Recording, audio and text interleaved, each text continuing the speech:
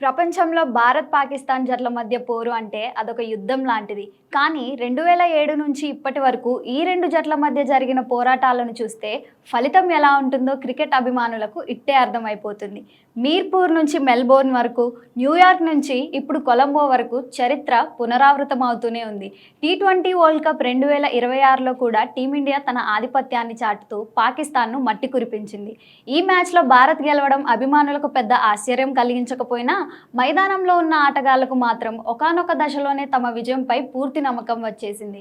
ఈ విషయాన్ని స్వయంగా భారత్ కెప్టెన్ సూర్యకుమార్ యాదవ్ మ్యాచ్ అనంతరం వెల్లడించారు. కొలంబోలోని ఆర్ ప్రేమదాస్ స్టేడియంలో ఫిబ్రవరి 15 ఆదివారం నాడు జరిగిన ఈ హై వోల్టేజ్ మ్యాచ్లో టాస్ ఓడి మొదట బ్యాటింగ్ చేసిన భారత్ నిర్ణీత ఓవర్లలోనే 175 పరుగుల భారీ స్కోరు సాధించింది. ముఖ్యంగా యువ wicket keeper batter Ishan Kishan Pak బౌలర్లకు విరుచుకుపడ్డాడు. కేవలం 40 బంతుల్లోనే 77 పరుగులు చేసి టీమిండియాకు కొండంత స్కోర్ను అందించాడు. ఈ పిచ్పై 155 పరుగులు చేస్తేనే గట్టిపోటీ ఉంటుందని భావించిన తరుణంలో ఇషాన్ మెరుపు ఇన్నింగ్స్ వల్ల భారత్ మరో 20 పరుగులు అదనంగా సాధించింది. ఈ స్కోరు చూసినప్పుడే సూర్యకుమార్ యాదవ్కు గెలుపుపై ఒక క్లారిటీ వచ్చేసింది. పాకిస్తాన్ లాంటి ఒత్తిడికి లోనయ్యే జట్టుకు 176 పరుగుల లక్ష్యం అంటే కొండను ఎక్కడం లాంటిదేనని అప్పుడే గ్రహించారు. Bumrah Hardik bowling magic. భారీ లక్ష్యంతో బరిలోకి దిగిన పాకిస్తాన్కు భారత బౌలర్లు చుక్కలు చూపించారు.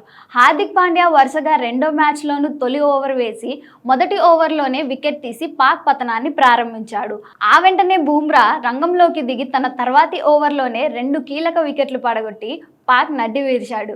బూమ్రా వేసిన ఆ ఒక్క ఓవర్ మ్యాచ్ ఫలితాన్ని దాదాపు ఖరారు చేసేసింది. బూమ్రా ఎందుకు ప్రపంచంలోనే అత్యుత్తమ బౌలరో మరోసారి నిరూపించుకున్నాడని కెప్టెన్ సూర్య కొనియాడారు. అక్షర్ పటేల్, కుల్దీప్ యాదవ్ కూడా క్రమం తప్పకుండా వికెట్లు తీయడంతో పాకిస్తాన్ జట్టు 18 ఓవర్లలోనే కేవలం 114 పరుగులకు కుప్పకూలిపోయింది. మ్యాచ్ ముగిసిన తర్వాత కెప్టెన్ సూర్య మాట్లాడుతూ ఆసక్తికర వ్యాఖ్యలు చేశారు. మొదట బ్యాటింగ్ చేసేటప్పుడు ఎంత స్కోరు సరిపోతుందో చెప్పడం కష్టం, కానీ మేము 175 పరుగులకు చేరుకోగానే మాకు గెలుపు ధీమా వచ్చేసింది.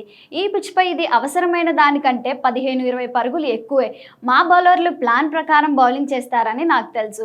హార్దిక్ ఇచ్చిన ఆరంభం, బూమ్రా వేసిన స్పెల్ మ్యాచ్ను మా వైపు తిప్పేశాయి అని సూర్య ధీమంగా వ్యక్తం చేశారు. ఈ విజయంతో భారత్ హ్యాట్రిక్ కొట్టి సూపర్ 8 దశకు చేరుకుంది. మరోవైపు పాకిస్తాన్ పరిస్థితి మళ్లీ మొదటికొచ్చింది. మరి ఇదే ఊపుతో భారత్ ఫైనల్స్ చేరుకొని ట్రోఫీని ముద్దాడుతుందో లేదో చూడాలి.